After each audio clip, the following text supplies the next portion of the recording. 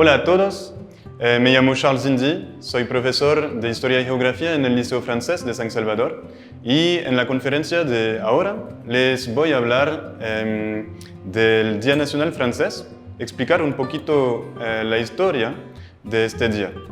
Porque si pregunto cuáles son los símbolos de la República, de la República Francesa, de la nación francesa, seguramente va a pensar quizás en la Marseillaise. Quizás va a pensar en la bandera azul, roja, blanca, la bandera tricolor.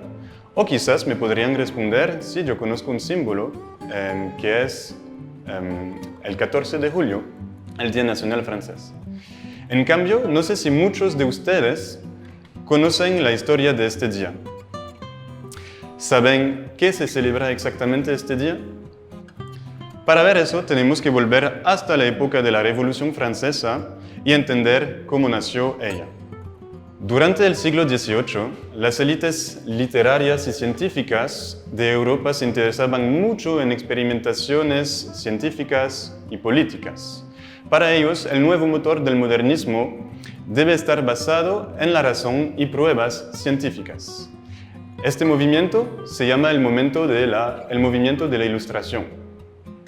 En francés se dice Les Lumières. Ya escucharon seguramente el nombre de Kant, Locke, Diderot, Rousseau o Montesquieu, quienes hacen parte de los pensadores los más famosos de ese movimiento. Varios de ellos admiran el sistema político de Inglaterra, la monarquía parlamentaria, que también se puede llamar la monarquía constitucional. En este sistema, el rey hace aplicar las leyes, pero las leyes las hacen los diputados en el Parlamento. Este sistema se basa en los principios de las separaciones de los tres poderes, es decir, el poder ejecutivo de una parte que tiene el rey, el poder legislativo de otra parte y el tercer poder es el poder jurídico, que significa sancionar el incumplimiento de las leyes.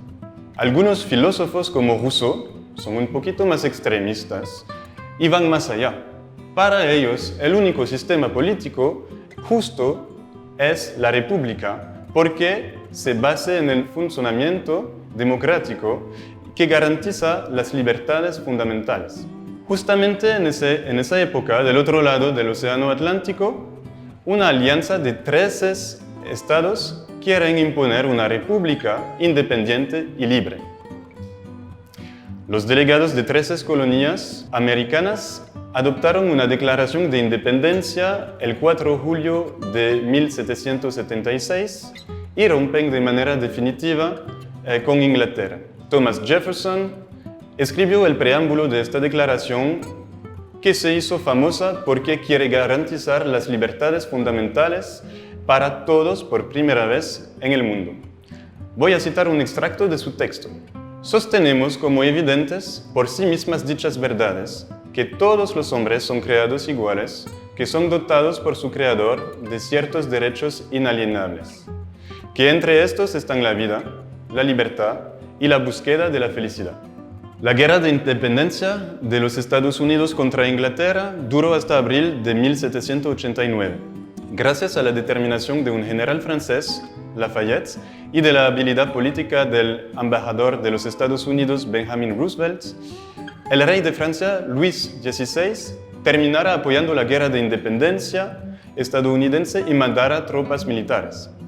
Los independentistas ganan la guerra contra las tropas inglesas. La Constitución estadounidense se aplica en 1789 con George Washington como primer presidente. En los salones europeos se habla mucho de esta nueva república y de las libertades que garantiza, y el pueblo francés se pone a soñar con más derechos. Ahora vamos hablando de lo que se pasó en Francia en la misma época. En el año 1789 en Francia, el costo de la guerra de independencia estadounidense se siente muy fuerte en la economía. Las arcas estatales están vacías. La pregunta es de saber, ¿quién va a pagar?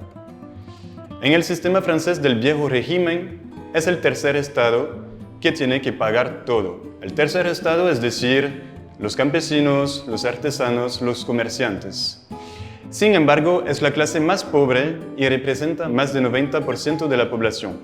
La nobleza y el clero tienen el privilegio de no pagar ningún impuesto al Estado. El sistema es injusto.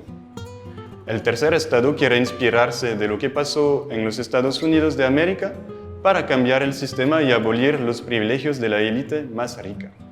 Para poner fin a la crisis, el rey Luis XVI convoca una asamblea general con representantes de los tres órdenes. Se llama les États généraux.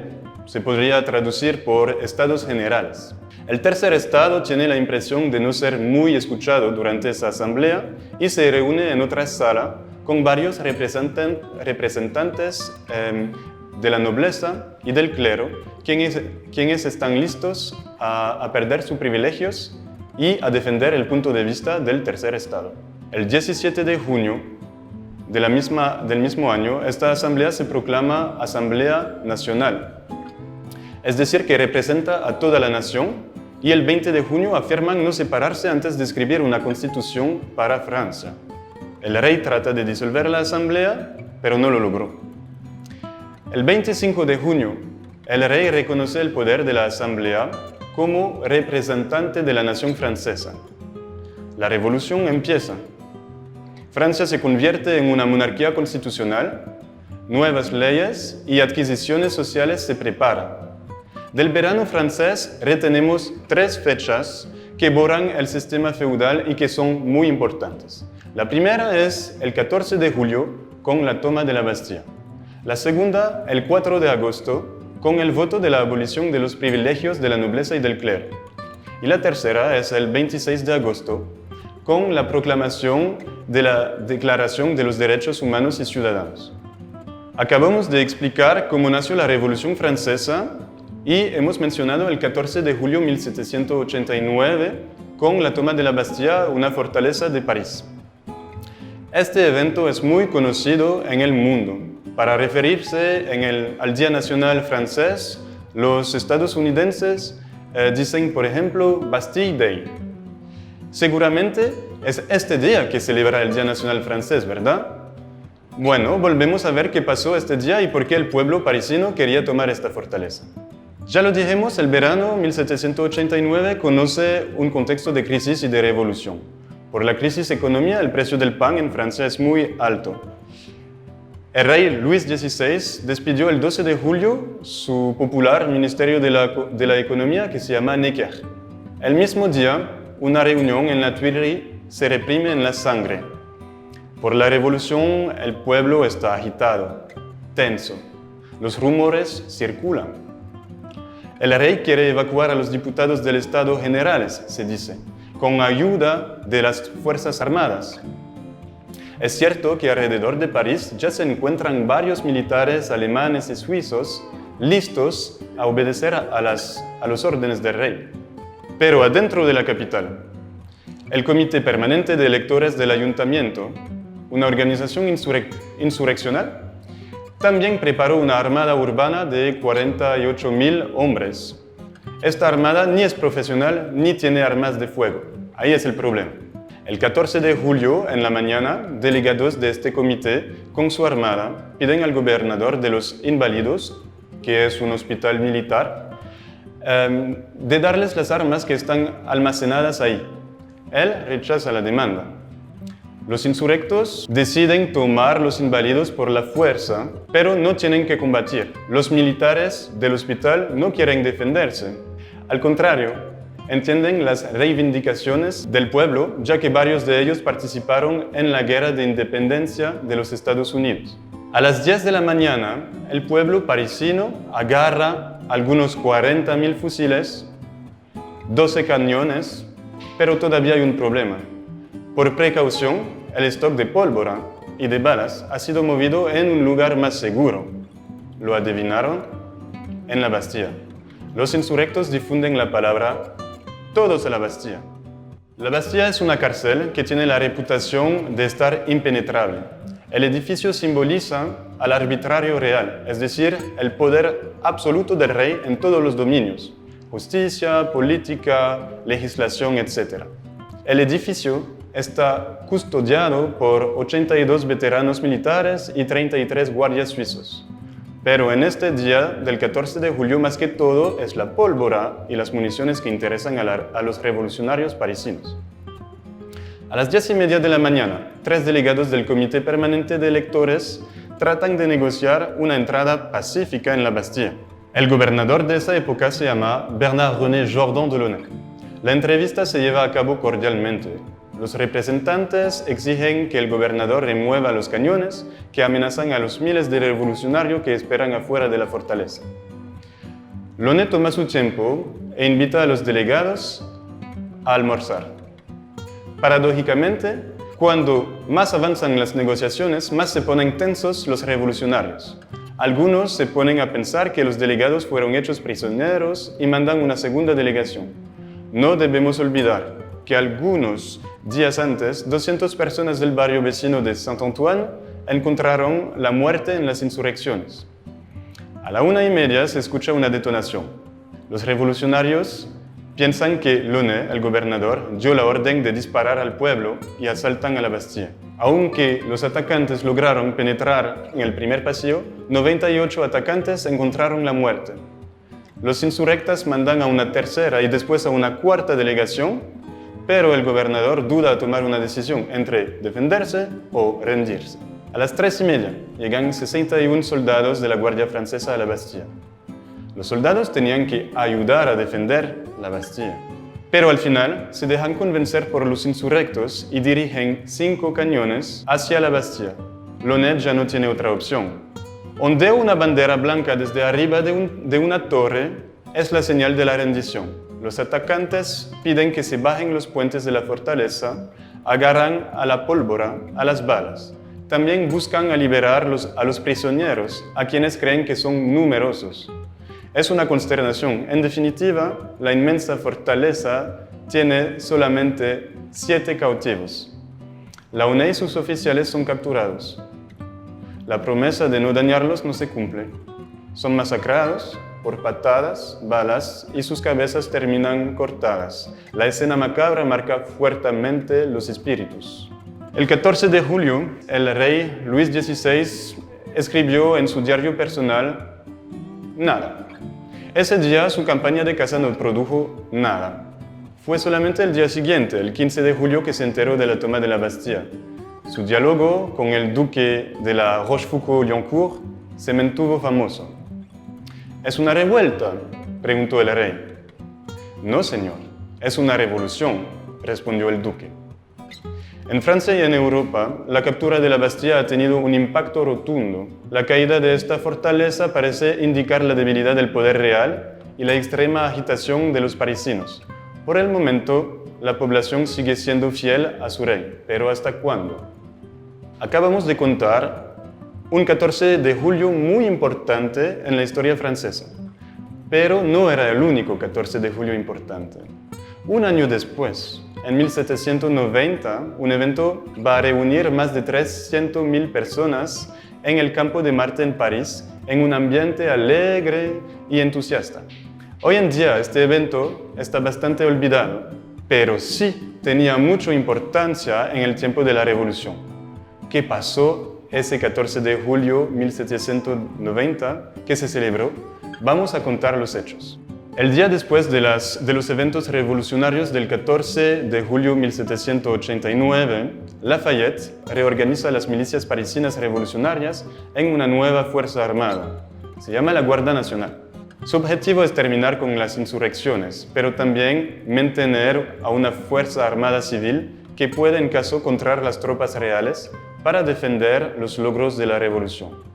Los diputados de la Asamblea Constituyente reformaron bastante el país con la abolición de los privilegios, la Declaración de los Derechos Humanos y Ciudadanos, la reorganización del territorio en departamentos, nuevas leyes, nuevos sistemas. Ahora no es más el tiempo de la insurrección, sino el de la reconciliación de la nación, es decir, unir el pueblo, las armadas, el rey y las leyes en un solo.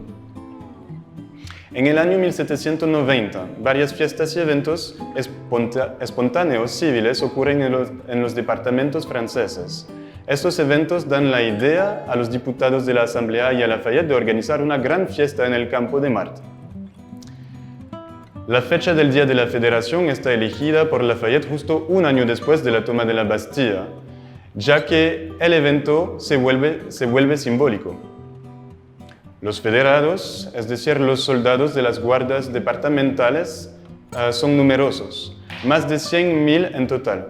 Todavía más numerosos son los espectadores, más de 200.000. Bajo el mandamiento de Lafayette, los soldados marchan adelante del escenario. Este proceso influenció bastante la ceremonia actual. El rey Luis XVI también está presente. Lafayette, en el nombre de las Guardias Nacionales, y el rey prestan juramento de respetar la nación, la Constitución y las leyes. La ceremonia se termina con una misa revolucionaria, el público está contento, la nación revolucionaria está unida otra vez con su rey por el momento. La toma de la Bastilla y el Día de la Federación constituyen en dos 14 de julio que se siguen, pero que representan emociones muy distintas. La toma de la Bastilla representa la lucha contra el árbitro real, contra el absolutismo del rey, y es un levantamiento violento por parte. Del otro lado, el Día de la Federación representa el apaciguamiento de la nación francesa revolucionaria. Los diputados quieren estabilizar el país, contentar al pueblo y las armadas respetando el poder del rey. Esos 2 días han tenido un impacto bastante importante en Francia y en Europa, la toma de la Bastilla sobre todo. Pero ninguna de esas fechas son reconocidas como Día Nacional en los años de la Revolución. Para eso hay que esperar casi un siglo hasta el año 1880. ¿Por qué esperar tanto tiempo? ¿Y qué pasó en 1880 para que Francia se acuerde de los eventos de la Revolución? Eso lo vamos a ver ahorita. La situación política francesa varía mucho con los eventos de la Revolución, pero también en los años siguientes. El sistema cambia con frecuencia. Pasamos de una monarquía absoluta a una monarquía constitucional, a una república, otra vez un imperio, un reino. Es bien difícil seguir la historia francesa de los siglos XVIII y XIX, la verdad. En 1870, Francia conoce a su tercera experiencia republicana. Es la Tercera República. La Tercera República no es muy popular al principio. Empezó con una derrota militar contra Prusia y se tiene que buscar símbolos para unir la nación otra vez. Les estoy preguntando, de acuerdo con ustedes, ¿cuál podría ser la fecha más simbólica para unir la nación francesa y por qué? El 14 de julio, por supuesto, me van a responder. Aunque no ha sido tan fácil elegir esa fecha. Los republicanos tienen el control de las instituciones francesas solamente a partir de 1879. Establecer símbolos que personifiquen a la idea de la república es importante y urgente, ya que la república ha sido bastante cuestionada en el pasado. Algunos símbolos de la república ya fueron adaptados durante los años de la Revolución y volvieron a restablecerse. La bandera tricolor, por ejemplo, o la Marseillaise, el himno nacional famoso. Otros existieron durante la Revolución, pero esperaron hasta la Tercera República para ser adoptados, como la Marianne, que quizás conocen, es una alegoría de una mujer y simboliza a la libertad y a la república. O también podría ser la divisa Liberté, Égalité, Fraternité, que no voy a traducir, ya lo entendieron. Poner en marcha el Día Nacional es más problemático, porque hay que determinar una fecha simbólica. ¿Cuál elegir? Contrario a lo que uno podría pensar, la lista de fechas es muy importante, aunque los criterios son precisos. El Día Nacional debe referirse a una fecha revolucionaria, en la cual el pueblo juega un papel central afirmando su soberanía sin que la violencia sea muy importante. En su historia, Francia tiene bastantes episodios revolucionarios, los años 1789, 1830 o 1848, por ejemplo. Pero pocos de esos días han sido pacíficos. Más problemático, la fecha elegida debe estar aceptada por la mayoría de los diputados de la Tercera República, quienes tienen opiniones diferentes. Algunos todavía apoyan al rey, por ejemplo. Poco a poco, los diputados se ponen de acuerdo que la fecha debe representar a la primera revolución, es decir, los años 1789 y los siguientes. Pero todavía las opciones del día son grandes. ¿Y qué tipo de símbolo elegir? ¿Una victoria militar? ¿Una victoria social o política? Difícil. Extrañamente, el 26 de agosto de 1789, el día de la promulgación de la Declaración de los Derechos Humanos y Ciudadanos, fue casi olvidado. Al contrario, el 4 de agosto, con la abolición de los privilegios, ha tenido bastante éxito durante un tiempo. Pero los actores de la abolición de los privilegios eran más que todo miembros privilegiados de la nobleza y no representaban bastante a la nación en su diversidad. Por fin fue elegido el 14 de julio. Algunos dirían que fue elegido por eliminación. Otros dirían que es la mejor fecha posible. Una cosa es cierta, el 14 de julio cumple todos los criterios. Todos. Esperando. Es cierto que la toma de la Bastilla sí ha sido un evento popular con un impacto muy importante, pero se terminó con mucha violencia, ¿verdad? ¿No dijimos que el evento tenía que ser pacífico? Entonces, ¿sería que el 14 de julio se refiere solamente al Día de la Federación, un año siguiente? Aunque no ha tenido el mismo impacto que el 14 de julio anterior. Al final, ¿por qué tener que elegir entre dos fechas? El 6 de julio de 1880, la ley Raspail está promulgada sin mencionar a cuál evento se refiere. La República adopta el 14 de julio como día de fiesta nacional anual, dice la ley. Algunos días más tarde, de acuerdo con un protocolo bien establecido, se celebra este día en todo el país. Es un día feriado, pero una fiesta laica. En París, hay un desfile militar de las Fuerzas Armadas en presencia de los dirigentes de la República. ¿Y ahora? Ahora el 14 de julio perpetúa la tradición. Todavía se hace el desfile militar, pero el lugar cambió. Los Champs-Élysées en París fueron elegidos por el espacio que tienen, pero también por el prestigio. El presidente de la República supervisa el desfile. A veces, el evento ha sido también una ventana para mostrar el poder de las Fuerzas Armadas y más que todo durante la Guerra Fría o recientemente Emmanuel Macron ha recibido también a Donald Trump, quien se impresionó bastante por la ceremonia. Pero aquí viene otro punto. ¿Sería que el 14 de julio todavía representa a la unión de la nación ahora? Podemos todavía pensar que celebrar la nación a través de sus fuerzas armadas es hoy en día una idea moderna. Y si no, ¿cuáles podrían ser las alternativas? Ya existen algunas. El 14 de julio no se celebra solamente en París, sino que en toda Francia.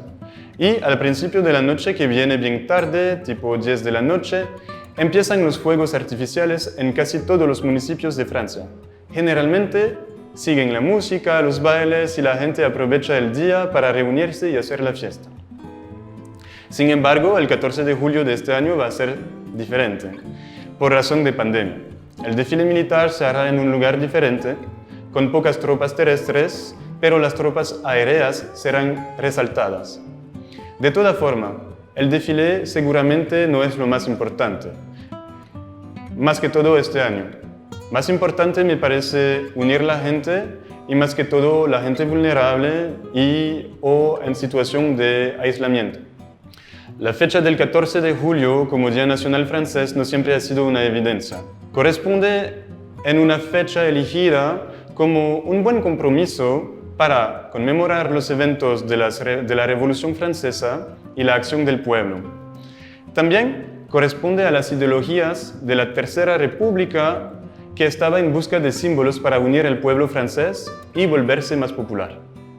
Mirando hacia atrás, me parece que la abolición de los privilegios el 4 de agosto de 1789 o la Declaración de los Derechos Humanos y Ciudadanos el 26 de agosto han tenido mucho más impacto en la historia del mundo e inspiraron las constituciones de varias democracias del mundo. Pero la decisión principal que motivó a la elección del 14 de julio fue de dar al pueblo francés un día nacional que celebra su acción y no la de una élite política. Desde este punto de vista, se puede ver como una lección que todavía parece muy moderna. Aquí terminé la conferencia. Fue un placer explicar la historia del Día Nacional Francés y espero que aprendieron varias cosas sobre ese día. Gracias.